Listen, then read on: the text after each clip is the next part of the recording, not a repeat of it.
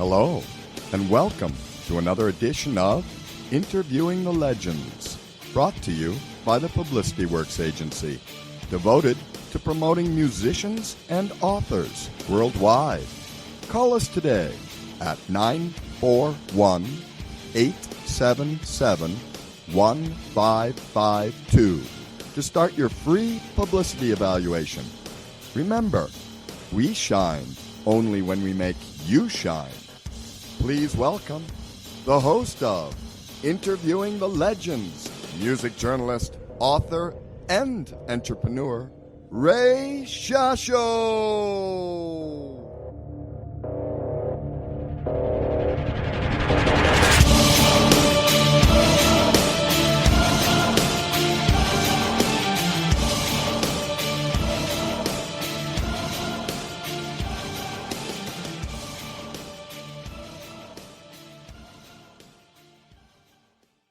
Hello once again, everyone. I'm your host, Ray Shasho. Welcome to another edition of Interviewing the Legends on PBS Radio, brought to you by the Publicity Works Agency. Call us today at 941-877-1552 or email us at publicityworksagency.com.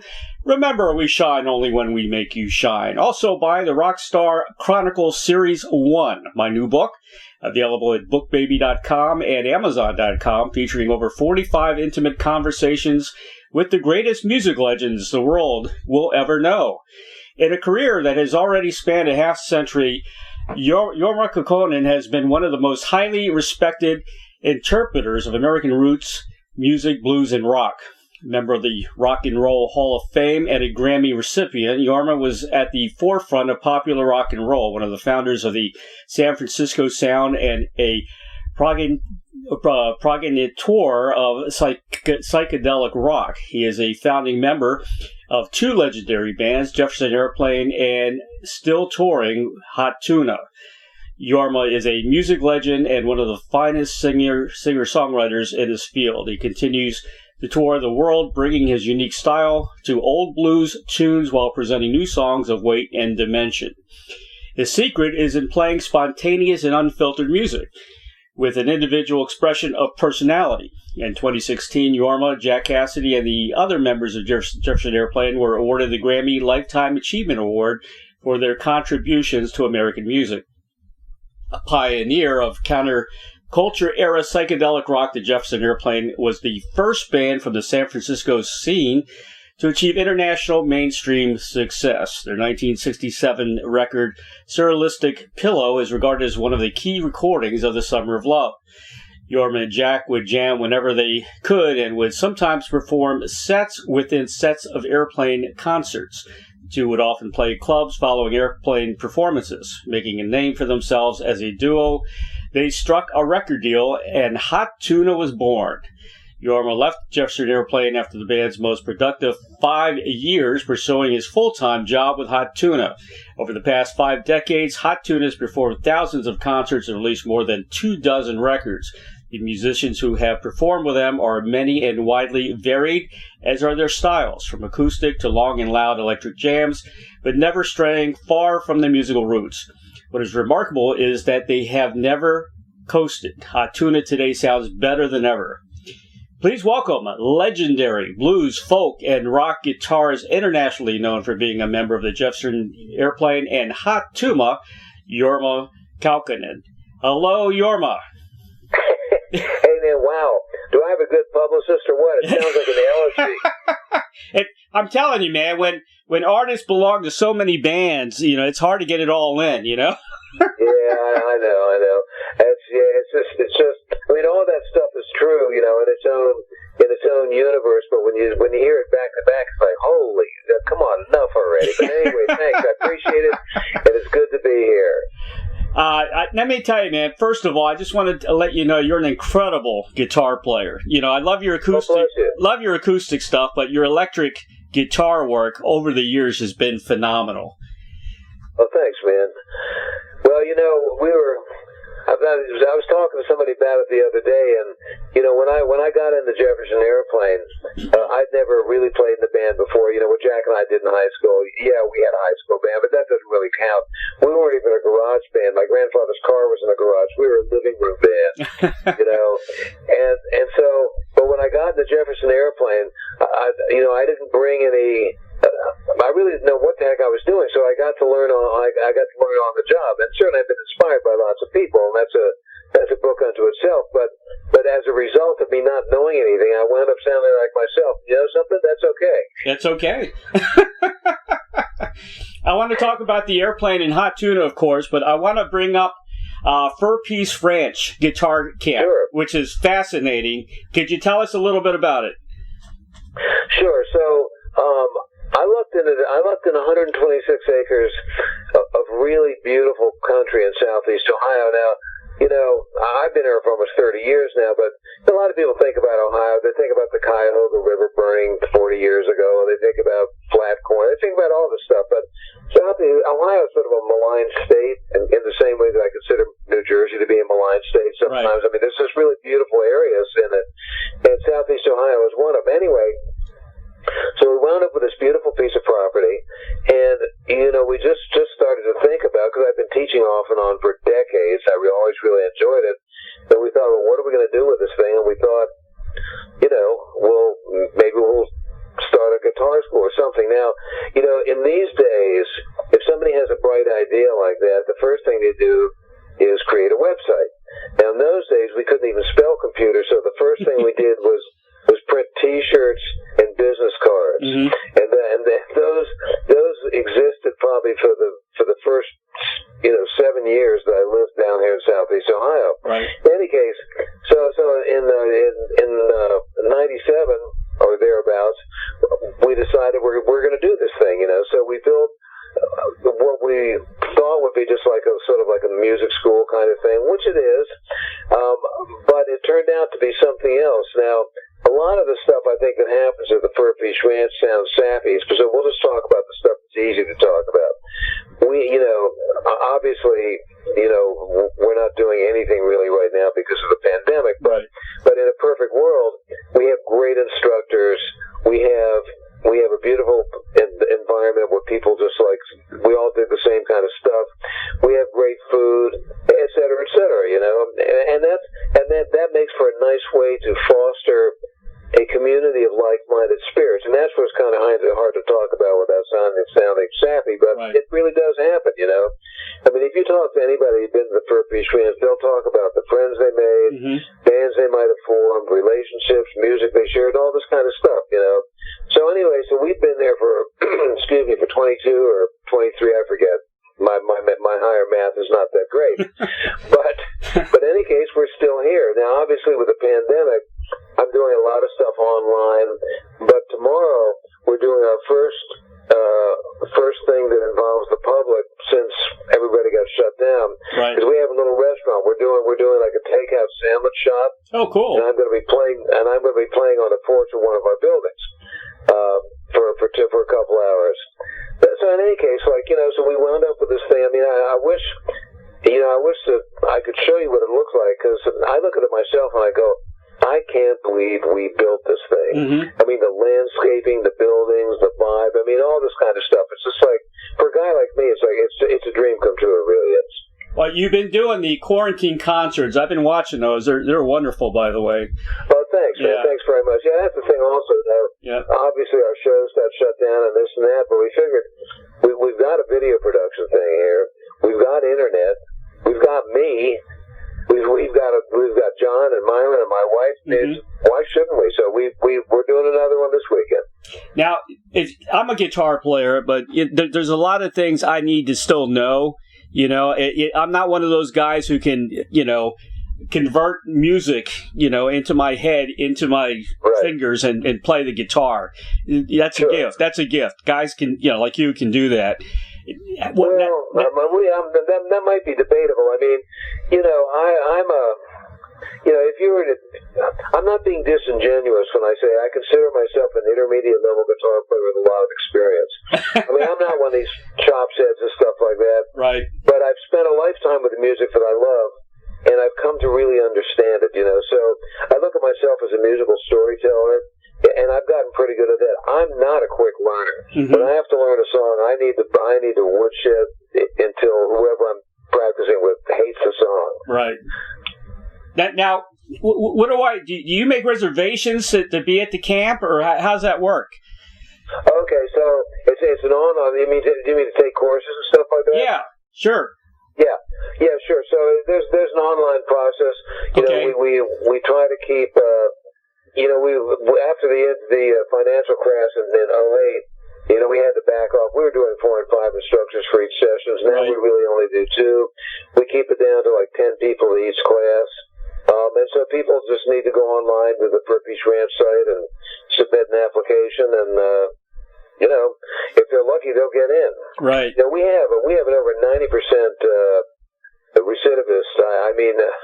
Return student rate. Hey, if you're ever up here, if for some reason, we're not a waypoint, we're a destination. But if for some reason you're driving north to see somebody right, in upstate New York or something like that, you got to stop by. I'll show you around. Oh, I'm fascinated by it. I would love to be. How long is it? Say I make reservations, I'm accepted. How long would I be there? It's Friday morning through Monday morning. Okay. Now the first year we were open, we had no idea what we were doing, so we had like 5 and 6 day weeks. And first of all, it just didn't work, and for a lot of reasons, and not the least of which is how many people can take off a week in the middle of the year and have a work year to do something like that. So we found from a teaching point of view, and from the ability of people to actually take some time to get away, that Friday through Monday really does the trick. This is awesome. How many teachers do you have on staff? Well, I guess the only one that's really on staff is me, because I live at the ranch. But we rotate teachers and stuff like that all the time. Again, listen, I'm not going to complain about my life with this pandemic, because I'm blessed. I live in a rural area. Yeah. The COVID-19 rate is very low where I live. I live 20 miles from town, so I'm sort of socially distant anyway. But we had a great year planned. Mm-hmm. But you never know. You can make plans, but you can't plan the outcome. So we had to cancel all the concerts and this and that. But the good news is that the people that we work with and the teachers that didn't get to teach here this year, we've rescheduled everything for next year. So hopefully everything's going to be okay. But in any case, to answer your question, the only real staff person that teaches is me and my friend John Hurlbutt, that's our ranch manager, because he teaches also. Other than that, each week has 1 and sometimes 2 guest professors. Yeah, I saw you have a performance hall. And I was looking at the schedule. You had Wishbone Ash there. You had some great performers there. Yeah, well, we've got Wishbone Ash is rescheduled. We're still going to get it. And then, funny you should mention it, too. Wishbone Ash, if somebody was going to ask me, because we had Wishbone Ash, I forget, last year, sometime within the last couple of years, are you going to jam with them? I go, listen, Wishbone Ash stuff is you don't just casually jam with Wishbone Ash. You got to know all those songs. So in any case, the guys are great. We got them coming back again, and they do the songs. Great band. Yeah, man. I want to congratulate you on your book as well. Thanks. Yeah, it's an autobiography. It's called "Been So Long: My Life in Music," and I guess is the title also written to express his life both in out of the music world. I guess that's the whole title. But it sounds like a great book. I'm going to buy it. I've got I've got a book out too as well that I did interviews with over 45 legends. I heard that in your interest book. Yep. That's cool stuff, man. And with your permission, we'll talk later, but I'd like to put you in series 2 because I want to do at least 4 series. Absolutely. Yeah. Absolutely. You got it. You'll be joined by very good company, I promise you. No, I'm sure. But one of the things that's so interesting really is, the artistic field is always a fertile field anyway, whether you do or don't like all the stuff that's going on. But the music business, excuse me, the quote unquote popular music business has just been so rich in my lifetime. Mm-hmm. It's like, how can this continue? But it does. Exactly. Well, you've been blessed, to play with several of legendary bands. Congratulations on 50 years with Hot Tuna, by the way. Oh, yeah, thanks.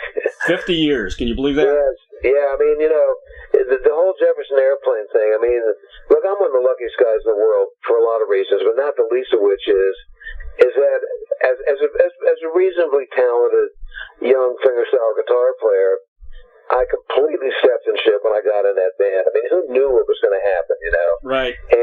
And I learned so much.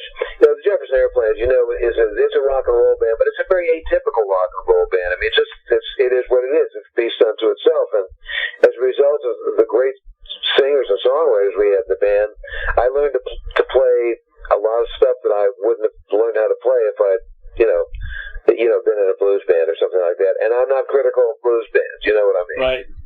Well, your acoustic work's incredible, but yeah, I love your psychedelic work. I'm a big psychedelic rock fan from way back, and anytime I hear psychedelic guitar, I just melt. Yeah. Well, I'm fond of it myself, obviously. Well, so you'll dig this. So John Hurlbut, who's our ranch manager, I just while we've been stuck away here. Johnny and I have been playing off and on for, 4 or 5 years because we have a little restaurant that's open part of the time. We play for the supper crew. And so, when I play with him, I get to do pretty much what I used to do with the Airplane. I mean, I'm not playing my songs, and so I'm completely free to just be a lead guitar player. Now, we haven't been playing electrically, we've been playing acoustically, so, right. We don't have a lot of the psychedelic, palette of musical colors that you have when you're playing electric guitar. But from the point of view of me approaching leads and stuff like that, it was like being back in the Airplane again. Yeah, exactly. I mean, my favorite albums from Hot Tuna is American Choice, Yellow Fever, and is it Hopcorv? Is that how you pronounce it? Hopcorv, yeah, Hopcorv, right. Yeah, and of course those are the electric years of Hot Tuna. Right. And I was thinking about that because I've been like dredging up old songs I've played in decades for our quarantine concert stuff. And so I normally I don't listen to myself, but I've been going back and I remember there was a lot of pressure to constantly be writing and recording, and so we cranked out a lot of albums in a short period of time. You sure did. I was just looking at this song from America's Choice, Great Divide Revisited, yesterday, which I'm getting ready to revive again. Good. And it's not a lightly undertaken song. I mean, I'm going, did I write this thing? But the album was incredible. I've got a lot of memories from that album as well. My favorite songs are hit single number 1 and Serpent of Dreams. That's a good one. Serpent of Dreams is incredible, man. What a song. Oh, thanks, man. Oh, my God. So, you remember Don Kirshner's rock concert? Oh, of course. Yeah, I used to watch it all the time. Yeah, of course we did. Well, we were on it a couple times. In any case, when I wrote, before hit single number 1 had lyrics, we played it on a Don Kirshner's rock concert, sort of as an instrumental thing. And they used parts of it as like sort of an intro to the show very briefly. Right. But at that moment, I was convinced that it was going to be my first hit single, and that's why I called it that.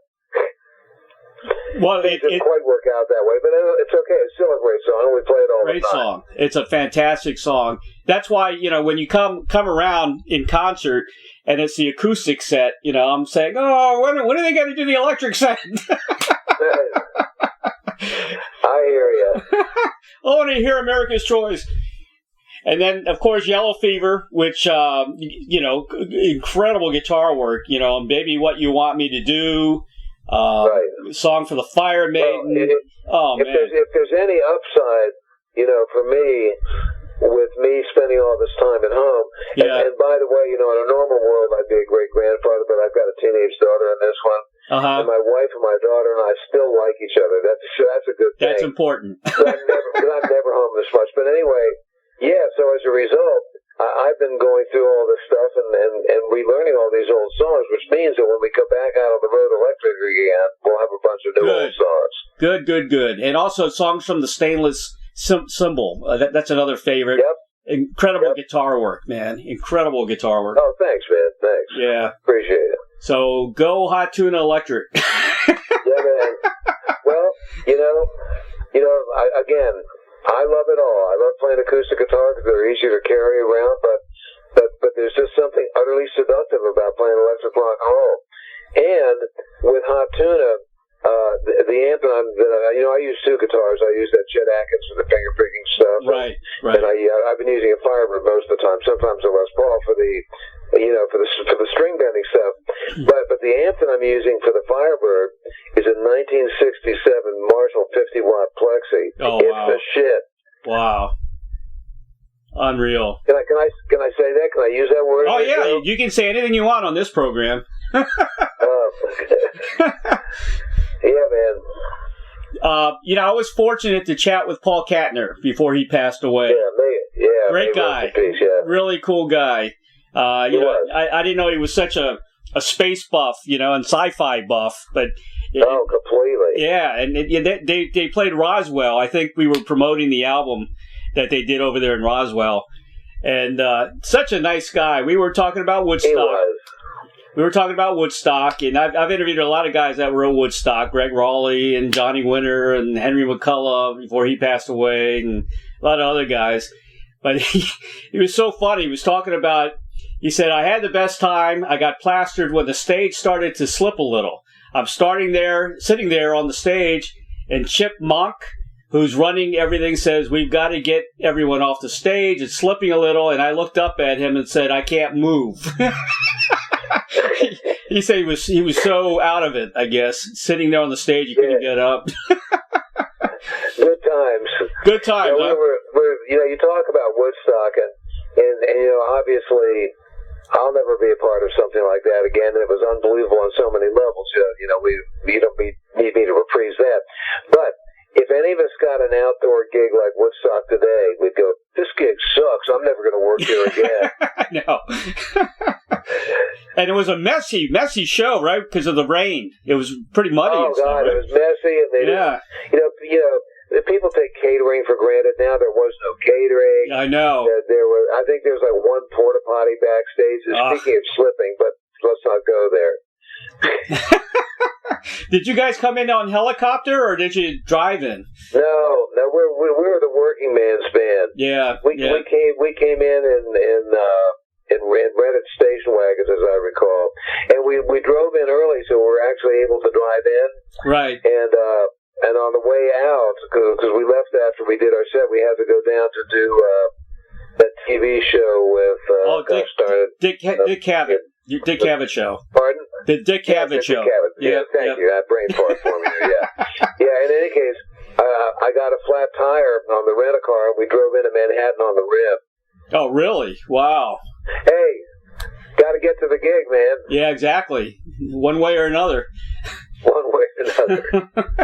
Did you guys stick around? I don't know if he told me that. Did you stick around afterwards to see Sly and the Family Stone? I don't know. You want to know something? I honestly do not remember. You don't remember?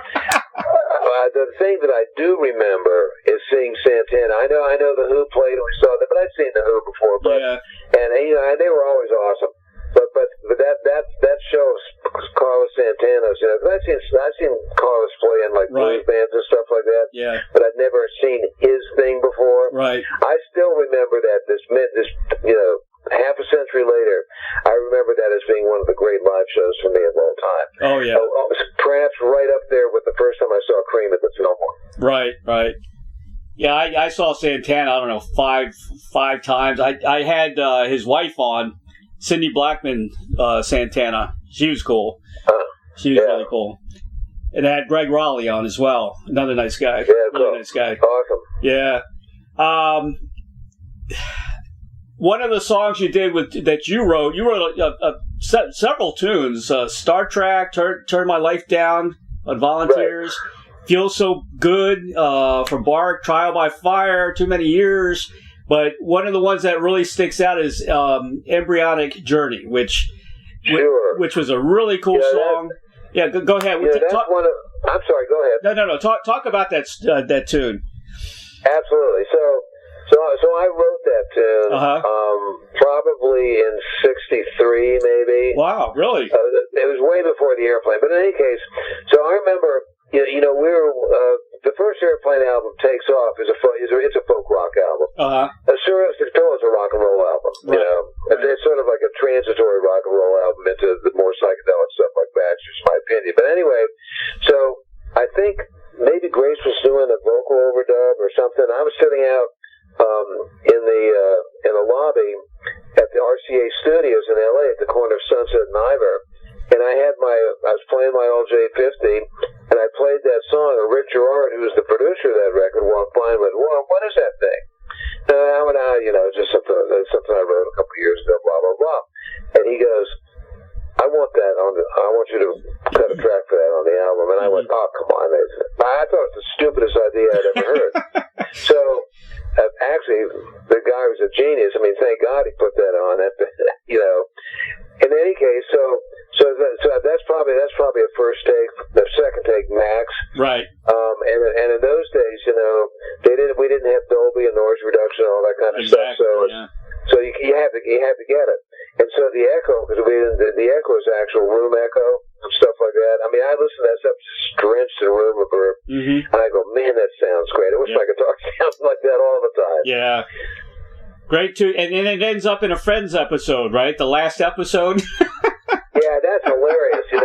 I mean, I never really watched Friends, but and they had 4 or 5 songs up for that last episode, and so I remember the last episode of Friends was a 2-hour thing. There was like an hour retrospective, then the final episode. Exactly. So I watched the 2 hours waiting to see the song. And it got to the top of the hour at the end of the final episode. I'm going, well, I guess they didn't use it. And it ran 8 minutes over, and they used it. I went, wow.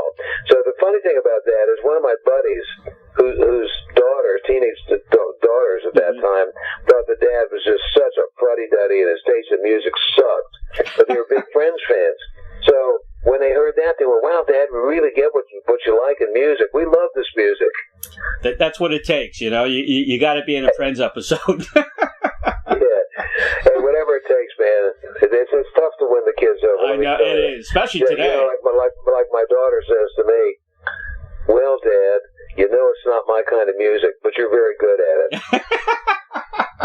Well, luckily, I got my daughter, and my son, both of them, I taught them right. They like all the same music I do. That's awesome. Yeah. Well, one of the good things about my daughter is that she likes music that I wouldn't get turned on to otherwise. Right. But she's got good taste in music. Good. That's important. Yeah. Yeah. Yeah, absolutely. So I listen to a lot of stuff that I normally wouldn't listen to. That's pretty cool stuff. Well, I really got into a lot of my daughter's music back in the 90s, when Nirvana came out and Sure. Pearl Jam and all that. To me, that era was probably the last era that had any kind of music resembling rock and roll, Yeah, man, that's funny you mentioned. I've got a 23-year-old son also, and he was into Nirvana, back then, and he turned me on to that Nirvana, that live acoustic record. Right. And I got it. When I listened to that, I got it. I went, yeah, okay. And then I went in and got it. And then I overcame my stupid prejudice and went, they're a cool band. They were a cool band. I got it, too. I agree with you. I was a big Chris Cornell fan in Soundgarden, too. They were a good band. Yeah, sure. Really liked them a lot. You're right about that. There's some good rock and roll stuff there. Yeah, but that was it. That was the last of it, I think. The grunge period, and after that, it's a shame.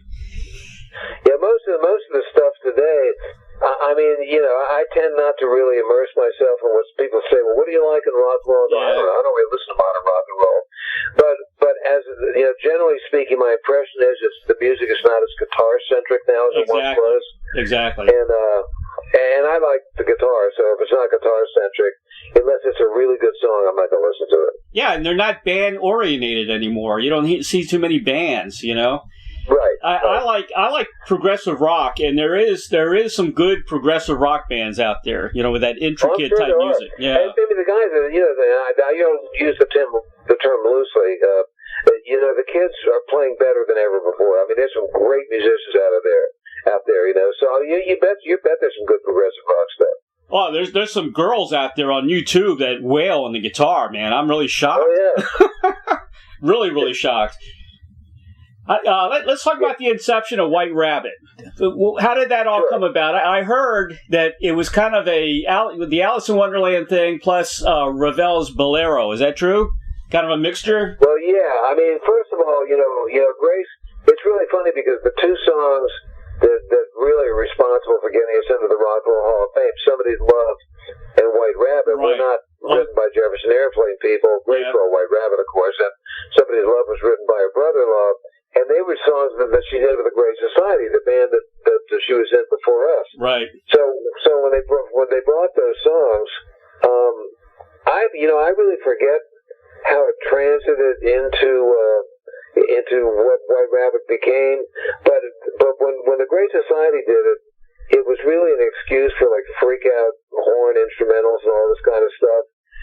But Jack, God bless him, there's no question that if we had Jack, I would hesitate to speak for Jack. But yeah, Ravel's Bolero, no question there was an inspiration to him, but that bass part is awesome. And I'll tell you a funny thing about the guitar part also. I hadn't played the song in years, but in 2015, we got together with Rachel Price and some of our other friends and did a tribute at Locken to ourselves. So the Airplane did all those songs.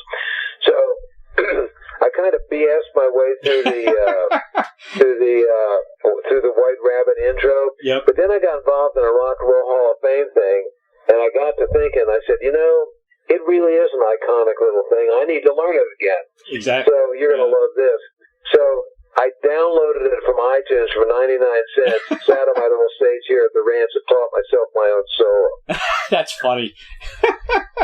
Well, if you don't play for a while, it happens. It happened to Jimmy Page when he came back. Yeah. Yeah. Oh, I get it. If you don't use it, you lose it, Exactly right. I know.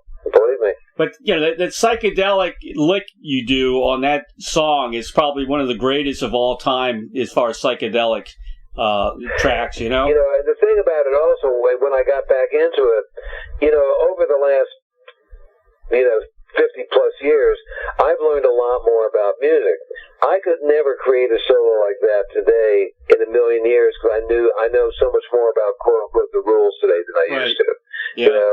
The positions and the stuff. Like I said, when I went back in and learned it, and by the way, I've kept up on it in case I may have to play it again. I just don't think like that. I wouldn't think about something like that. So there you go. Do you play any Airplane stuff when you do the Hot Tuna Electric or acoustic? Well, let's see. We did Trial by Fire, of course. Right. The thing about the Airplane stuff is, any of the things that I recorded with the Airplane, like occasionally we do Feel So Good. But stuff like that. Without our great singers, Grace, Marty, and Paul. Right. That's not me. I just can't do that. Man, like when we did that thing at Locken where we had Rachel Price doing some Grace's stuff and Teresa Williams, Larry Campbell's wife, doing some Grace's other stuff, that's different.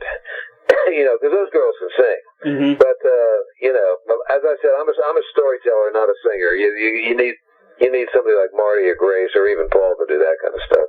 Did you talk to Paul about Evangelist and especially what's his name? The guy today. Gosh, he used to make fun of him, and then he became friends with him. Oh yeah, he used to. What was his name? Yeah, I remember. Right. It was, I remember. Paul used to have this little, when we did some stuff. Me and Jack did some acoustic stuff with Paul, and then in the Airplane reunion in '89, he had this little altar thing on stage where he had all kinds of. I can't think of the guy's name. Is it Jim Baker? Jim Baker, right? Tammy Lee.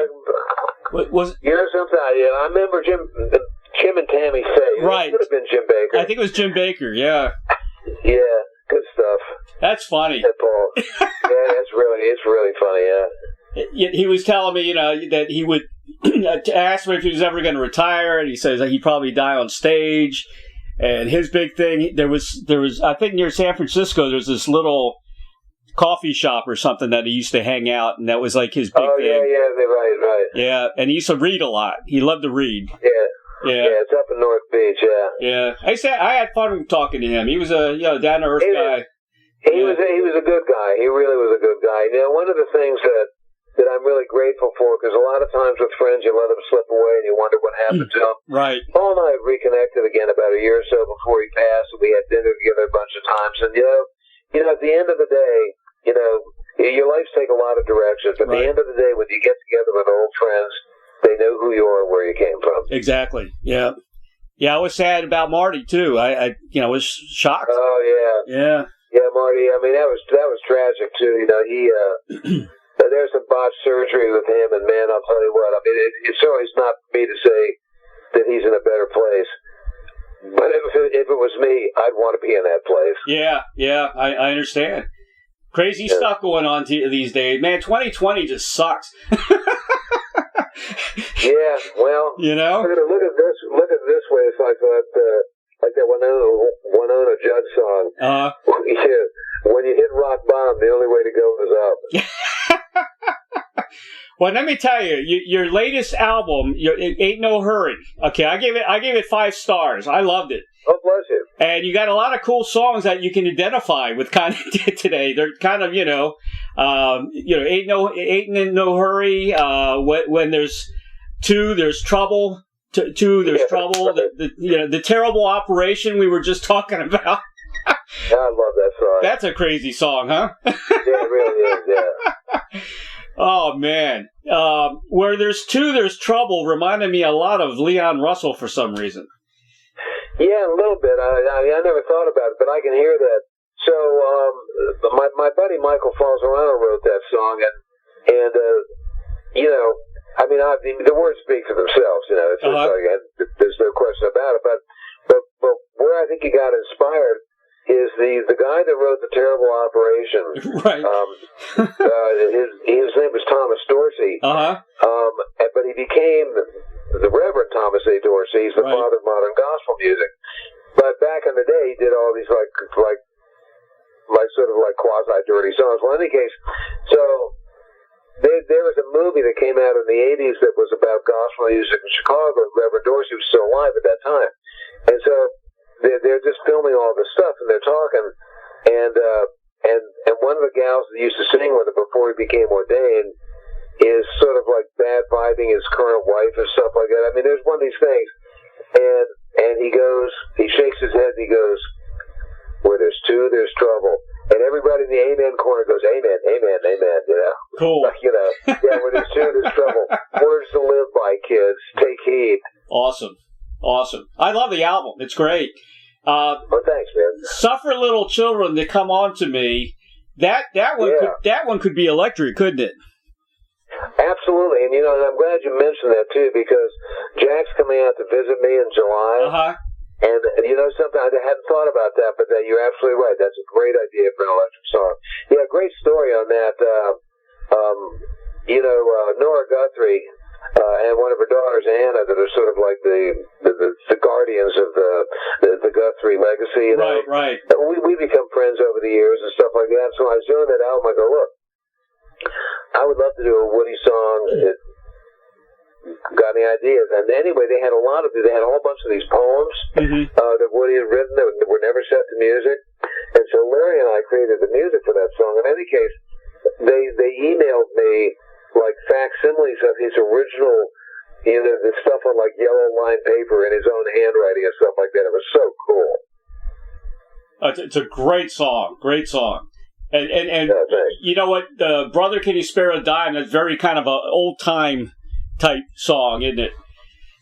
Yeah, well, Brother Can You Spare a Dime was written, the lyrics were written by Yip Harburg, who also wrote Somewhere Over the Rainbow. So, really? You think about Brother Can You Spare the Dime was sort of like the beginning of the Depression era. Right. Somewhere Over the Rainbow was the end, So, yeah, I mean, it's just such a great song anyway, and the lyrics, come on, Well, everybody needs to buy this album because, I told Tom Rush this. There's nothing like a lone performer up on stage with a guitar and a story. And that, that's true. To me, I respect that more than any band, that a lone guitar player can just, pick up a guitar and do whatever. It's incredible. Well, speaking of that guy, Tom Rush is certainly that guy, too. He is. Yep. I've had him on a couple of times. I love Tom. He's awesome. But, yeah, I mean, people, for the most part, I'm able to do a lot of different stuff, musically. But really, when I'm doing just my quote-unquote own thing, I'm a storyteller. That's the deal. Oh, yeah, definitely. Real quick, I know we got just a few more minutes here. Sure, man. Altamont. What was your impression about that? I know the story. Oh, boy. I mean, there was a guy that was a little crazy that was trying to get to the Stones, right? And I guess he was all drugged out, and he had a gun, right? He did have a gun. Well, one of the funny things, back in the day, back in the 60s and stuff like that, California was like the Wild West. Right. All the people that became the local guys that became, everybody had guns. Mm-hmm. I mean, that was just the deal, Not that everybody got shot or anything like that all the time. It was just part of the whole Western thing, Right. But anyhow, so I guess we've talked about the Altamont thing a lot, and I guess for me, there's a lot of opinions, and again, I'll just say this is my opinion. I'm not an authority on this kind of stuff. The whole thing was, the whole thing was ill thought out on so many levels. Right. And if you've ever been, Altamont is like a wind generator farm now, and that's the only thing it should have ever been. It was horrible on so many levels. The stage, I doubt the stage was like 2 feet high. And, in terms of, obviously what happened was a tragedy, but, when you're doing something free, there's this self-entitled mob mentality the crowds get. Yep. And so I think the audience needs to take some responsibility for that, as well as all of us. I mean, the Jefferson Airplane wasn't part of the production team, but we said yes to doing it. So, and there's plenty of blame to spread around, But it was just one of those perfect storms of a bad day. Right. Grace Slick said she had a bad feeling all day, I think, right? Well, I think as soon as we got there, we all had a bad feeling. Yeah. Hindsight's 20/20. It's like, I should have split. Yeah. And, well, I should have done a lot of things, but we didn't, and that was that. Yeah, the other thing is the general admission concerts. That didn't work out too well either. That was kind of that like same. I said, on every possible level. Yeah. It was a bad day. Yeah. Real quick, just a couple of words. I'm going to name some artists and your first impression, okay? Sure. Jimi Hendrix. Wow. Jack, because Jack did some recording with Jimmy. Jack actually knew him better than me, but I remember when we went to, the first time I heard Jimmy was at Monterey, and I'd never heard I hadn't heard him at all, but I'd heard that it was going to be unlike anything that we had experienced up to that time. Now, there's been a lot of guitar stuff under the bridge since the first time that I heard Jimi Hendrix. But I'll tell you, the first time I heard him, it was like, holy shit. Now, it was just like, no, never seen anything like that. Now, in the blues world, this is just a rough analogy for me. Jimmy's kind of like Robert Johnson, and the Reverend Davis was kind of like Eric Clapton. What I mean by that is the Reverend stuff and Eric's stuff was more organized in a way that I could understand. When I first heard Robert Johnson stuff, when John Hammond played it for me with some tapes before the album was released, I thought, this is cool, but I'll never get it. That's not me. Jimmy had that different kind of wild abandon. I couldn't play like that if my life depended on it. But think of all the doors that he's opened for guitar players along the way. I mean, he was a really heavy cat. Yep. And having listened to a lot of his stuff, not just the recordings, because he was such a great producer too, but I've heard like word outtakes and then him working stuff out on the acoustic guitar and stuff. He was a very sophisticated artist, which I was unaware of at the time on that level because I only saw his show. And to me, there was so much more to him as an artist than just the show. The show was great, you know what I'm saying? Yeah. But he was a deep cat. Yeah, imagine if he was alive today with all the music he would have been into. Absolutely. Yeah. So we have no idea where he could have gone. The sky would have been the limit. Absolutely. So I could see him doing fusion, some jazz, a little bit of everything, really. Yeah. Totally.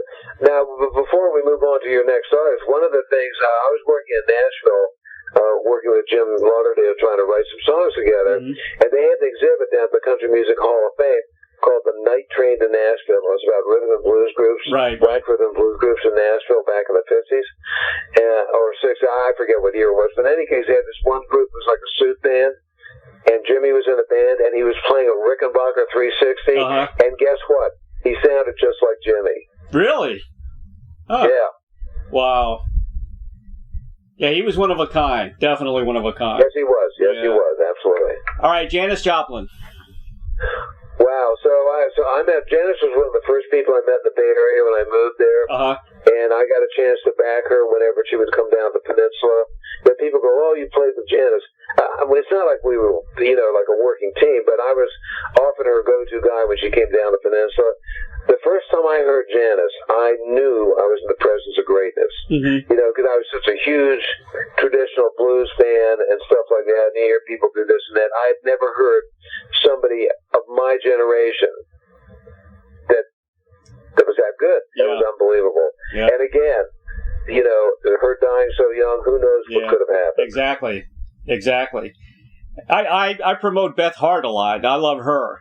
Also, for nowadays, she's incredible. I mean, they're I mean, the future's sacred. And I think there's a lot of incredible people out there, and I totally agree with you on Beth Hart. I mean, absolutely. Yeah. It's just that back in that era,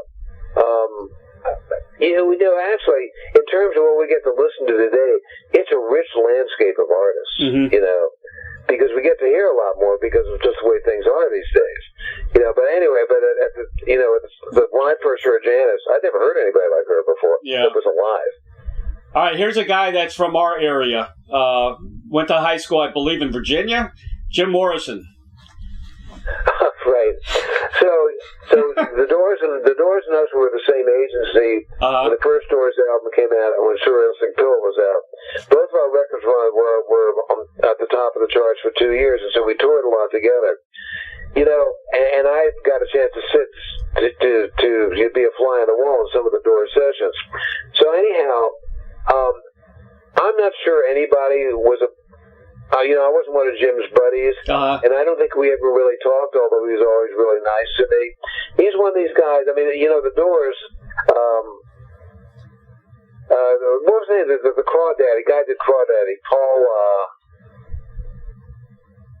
I can't think of his last name now, he's passed away, he's a journalist. Anyway, when we went to Monterey, he said, "Wait till you hear the Doors, it's the most innovative band you've ever heard. You've never heard anything like it." And the first time I did, I totally agreed. So what they did, I mean, it was just like, for me, it was such infectious music, but it was just so different. Yep. And Morrison, obviously a fantastic writer, a great performer. Again, I never related to him, in a conversational way because it just wasn't like that. Right. But I mean, again, another guy that died so young, who knows what would have happened. The Crawdaddy guy was Paul Williams. Paul Williams, that's right. Yep. Yeah. Last one of my kind of heroes because he was a great promoter, brought a lot of great music to us is Bill Graham. Sure, Bill, Bill, as irascible and dictatorial as he could be, he was the musician's friend. There's no question about it.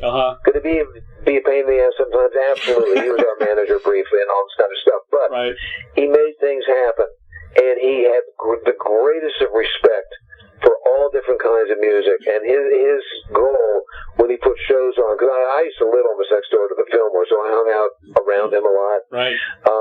Was just to bring the best, most diverse possible entertainment to the public.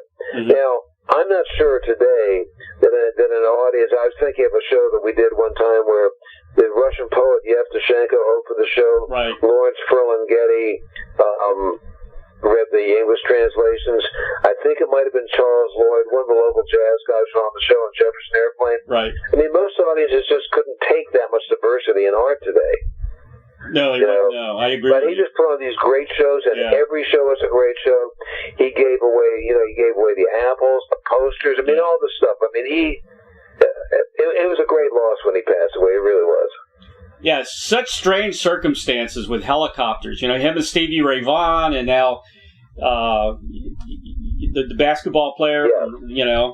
It's Kobe Bryant. Yeah. I mean, it's crazy. It really makes me not want to fly in a helicopter. Yeah, me too. That. Exactly.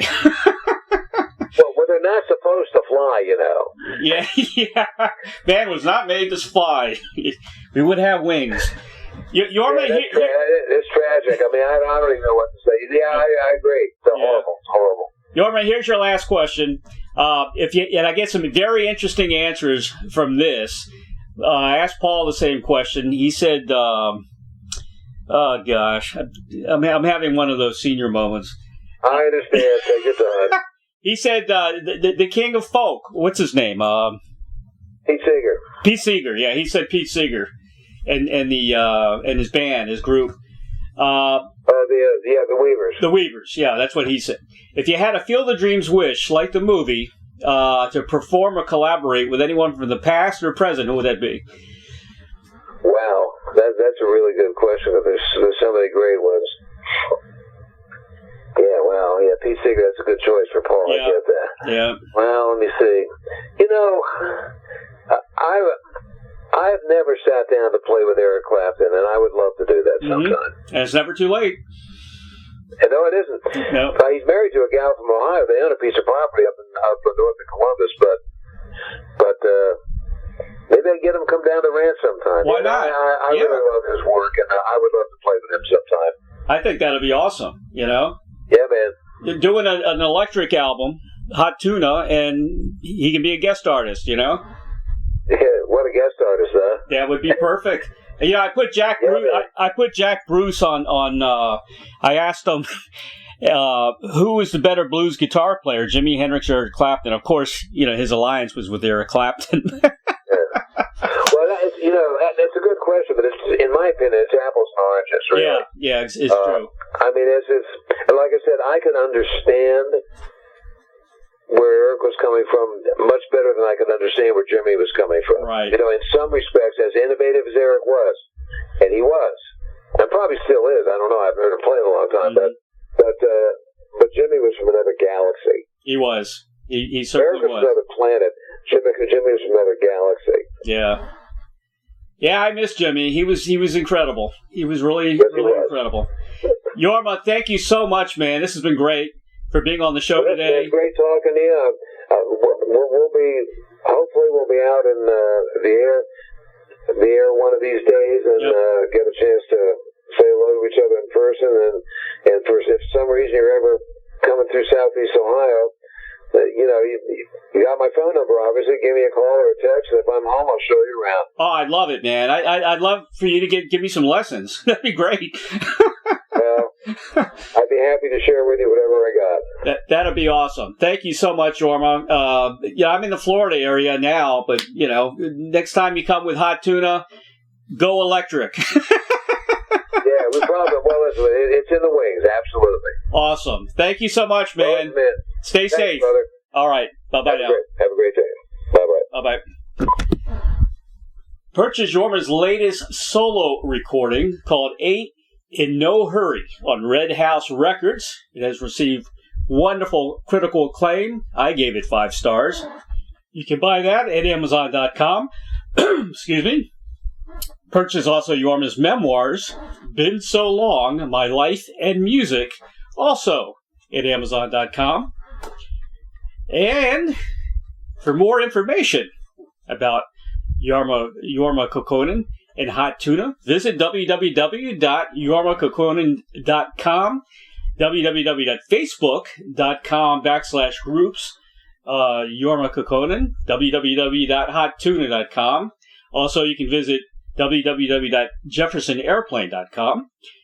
Don't forget to visit the Fur Piece Ranch at www.furpieceranch.com. They are also on Facebook and also on YouTube, www.youtube.com/user/Fur Piece Ranch.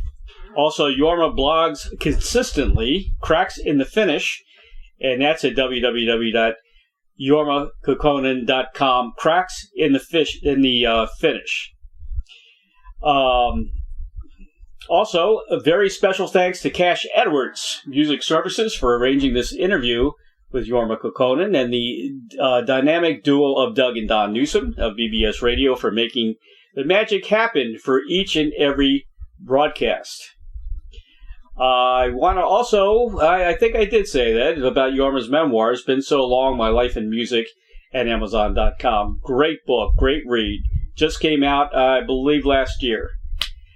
Again, very special thanks to Cash Edwards Music Services for arranging this interview.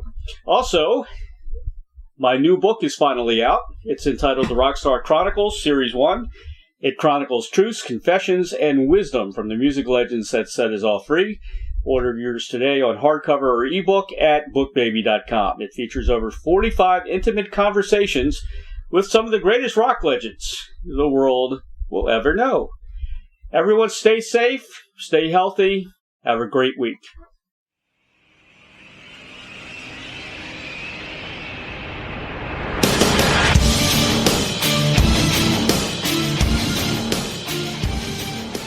Thank you, everybody, for listening to Interviewing the Legends. Brought to you by the Publicity Works Agency. Call 941-877-1552 or visit us at publicityworksagency.com, specializing in author and music artist publicity plans. We shine when we make you shine. Tune in to Interviewing the Legends every Tuesday at 7 p.m. Pacific Time on PBS Radio, Station 1.